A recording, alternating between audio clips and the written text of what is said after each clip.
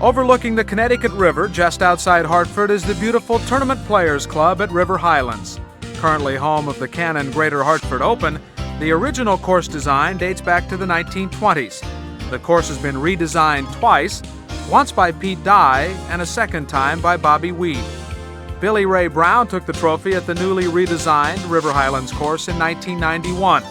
More recently, Nick Price won here in 1993 with a magnificent 271, 9 shots under par.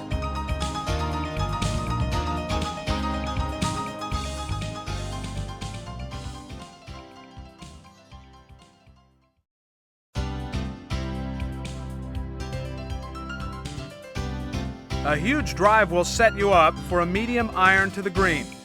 You'll need to carry the 2 sand bunkers in front of the green on your approach to lay safe.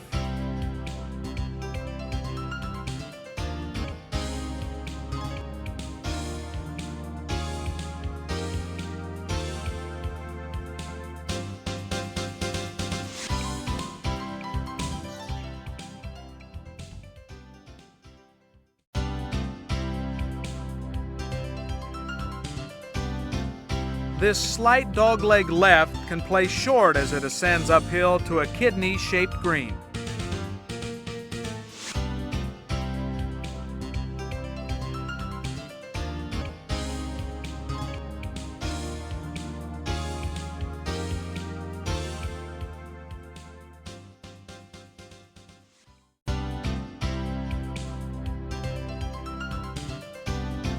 Straight but narrow, this hole requires a solid and accurate shot off the tee.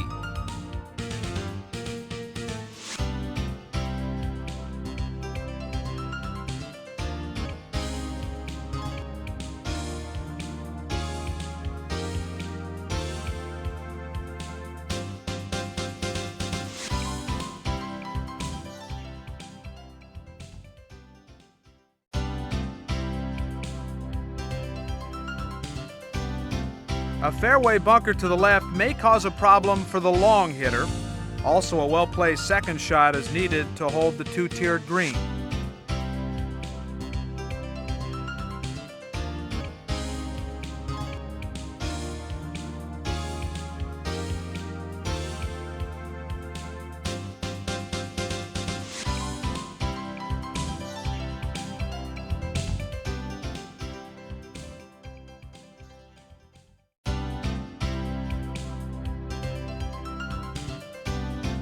A monster of a par 3, the green is well protected by front left bunkers.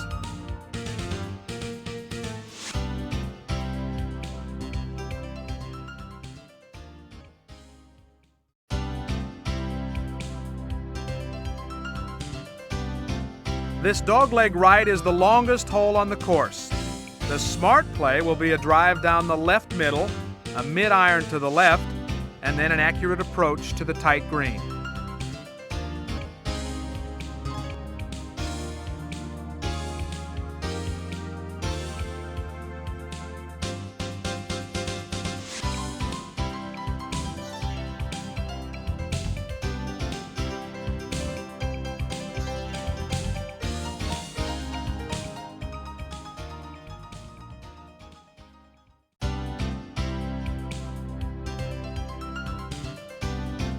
Bunkers to the right and out of bounds to the left dictate accuracy off of the tee.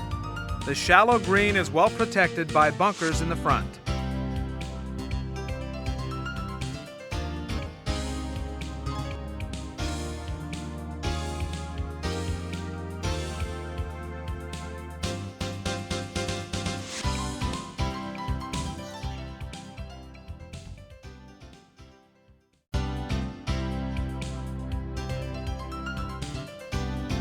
A tee shot of at least 180 yards is needed to carry the water in front of the green.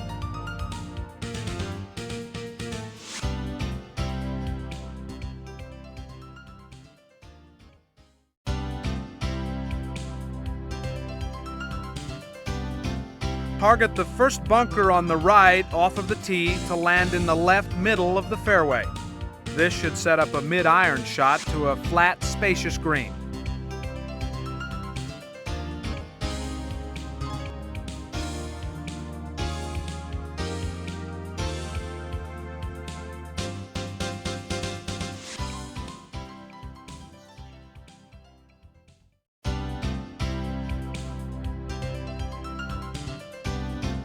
A well-placed drive to the right is necessary to avoid the large trees to the left.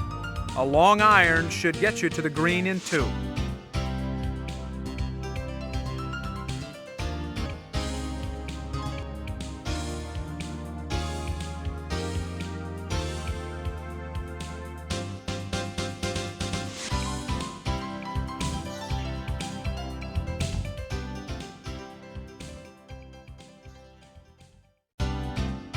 Overlooking the Connecticut River, this par 3 has an elevated tee and a very undulating green. A short to mid-iron is recommended to get the ball close to the pin.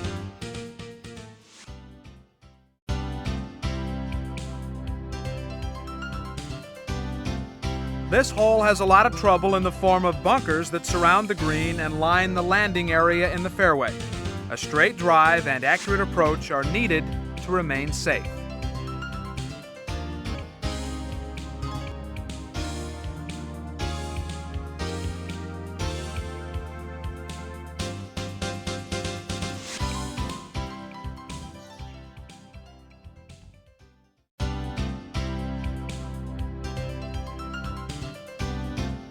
Water plays a key role in how this hole is played. Players usually favor a drive toward the left side of the fairway with their second shot to the front right of the green.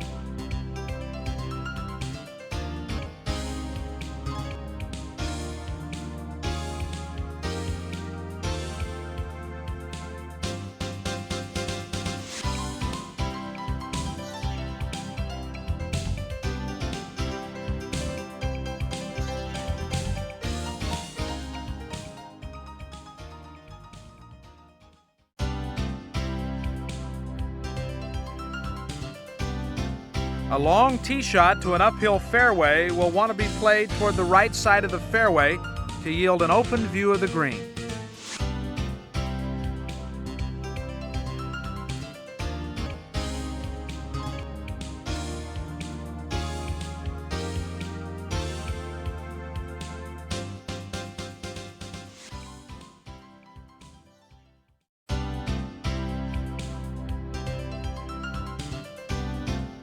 It is possible to crush a drive to the green, but the play is risky with the water hazard to the left.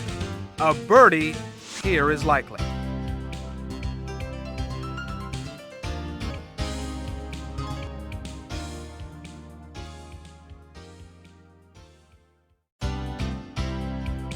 This brutal par 3 is not forgiving in the least. Aim for the pin or face the consequences of surrounding bunkers, or worse yet, the water.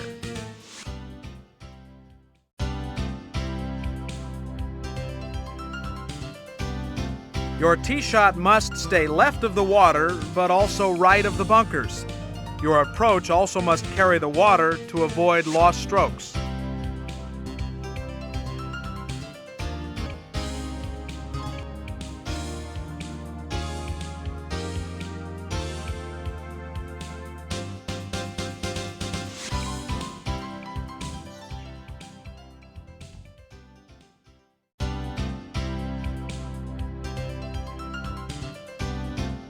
This long, straight par 4 has bunkers on each side of the fairway, so make sure your tee shot is straight. Then it's smooth sailing to the green and then to the 19th hole.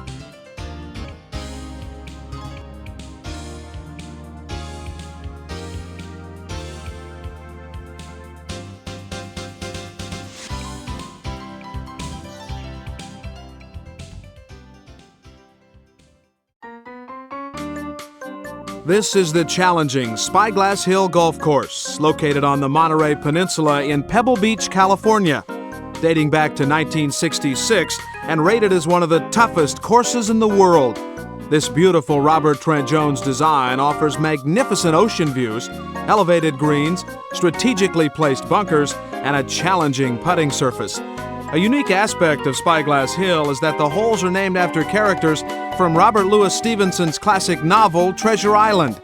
This course hosts the annual AT&T Pebble Beach National Pro-Am and will be the qualifying course for the 1999 U.S. Amateur to be held at Pebble Beach.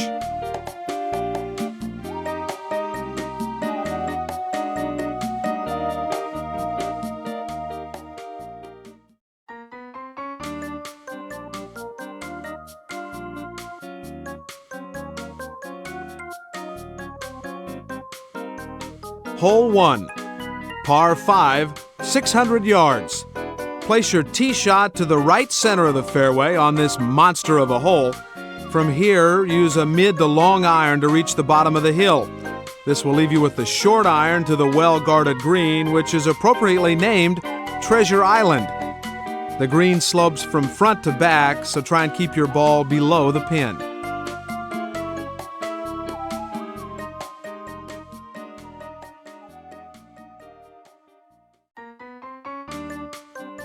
Hole 2, par 4, 351 yards.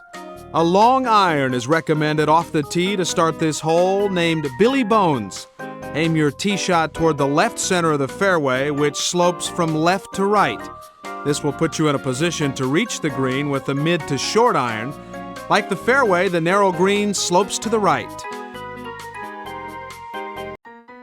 Hole 3, par 3, 152 yards. Wind can play a major factor on this picturesque par 3. If there's no wind, a short iron is enough club to reach the green, which slopes from front to back. But when the wind is prevalent, the name of this hole, the black spot, becomes apparent. Either your shot lands on the green or is in the sand and on the spot. Hole 4, par 4, 370 yards. Keep your drive toward the right side of the fairway, otherwise you'll be hitting a blind second shot to the green, hence the name of this hole is Blind Pew. If your tee shot ends up left, you'll find yourself in a lot of trouble in the unforgiving terrain. The two-tiered green slopes from front to back.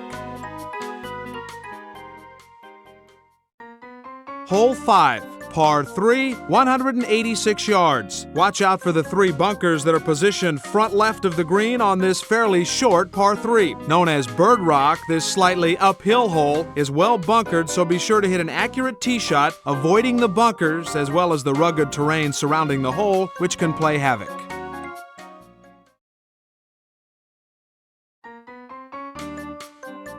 Hole 6, par 4, 412 yards. Let your drive go from the elevated tees on this long and slightly uphill hole named Israel Hands.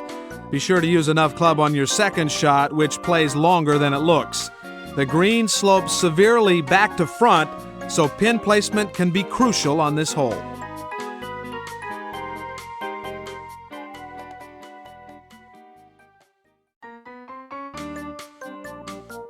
Hole 7, par 5, 529 yards. You'll want to play the right side of this hole, named Indian Village, all the way down to the green. Position your tee shot right to avoid the bunkers on the left side of the fairway to begin this par 5. Stay clear of the water hazard to the left on your second shot. On your approach, be sure to hit the right side of the green, which slopes right to left. If you feel lucky, 2 solid shots off the tee could put you in birdie contention.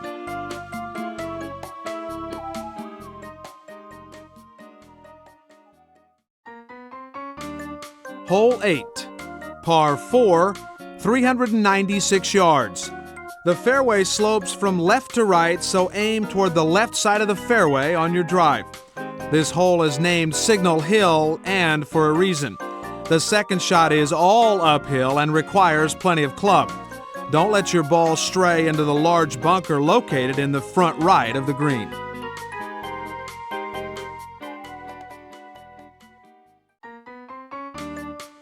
Hole 9, par 4, 430 yards. This hole is called Captain Smollett and requires accuracy when launching your tee shot along this narrow hole, which is lined with trees on both sides. Keep your drive left to avoid the fairway bunkers on the right. Use 1 or 2 extra clubs on your second shot to reach the elevated green.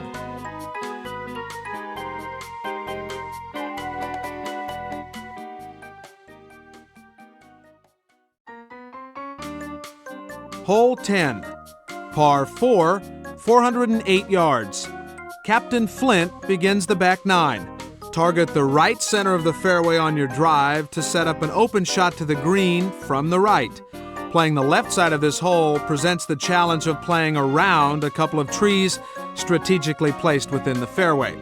It is best to be short of the pin since the green slopes from front to back.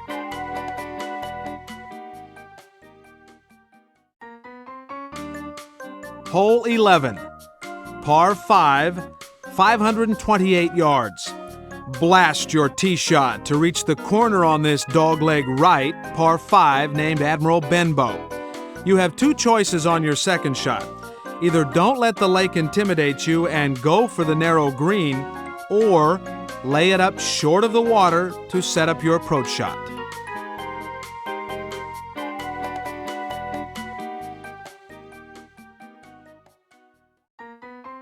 Hole 12, par 3, 178 yards. This intimidating par 3 is named Skeleton Island. It is unique in that the farther back the pin is placed on the green, the more water you'll need to cross to reach the pin. If you try and avoid the water hazard on the left and go right, there are a couple of bunkers and a hill that you must contend with. Hole 13, par 4, 441 yards. You'll need two solid shots to reach the green on this deceiving hole named Tom Morgan.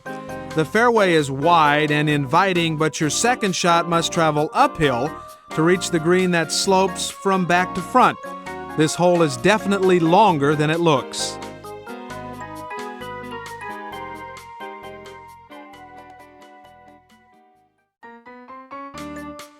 Hole 14, par 5, 560 yards. This huge par 5 favors the long hitter and is appropriately named Long John Silver. Avoid the heavily wooded right side of the hole. Stay left of the water on your approach to the green, which is very shallow and breaks from left to right.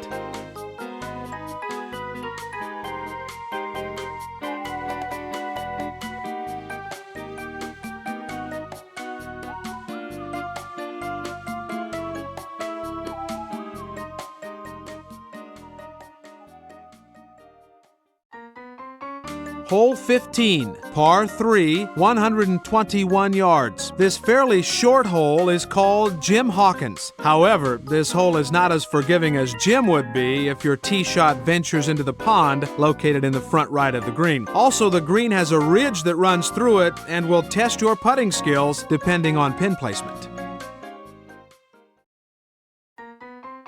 Hole 16, par 4, 468 yards. This infamous par 4 is considered one of the toughest holes on the PGA Tour and is named Black Dog.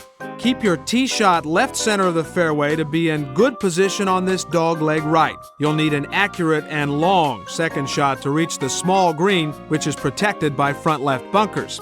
The green slopes slightly from left to right.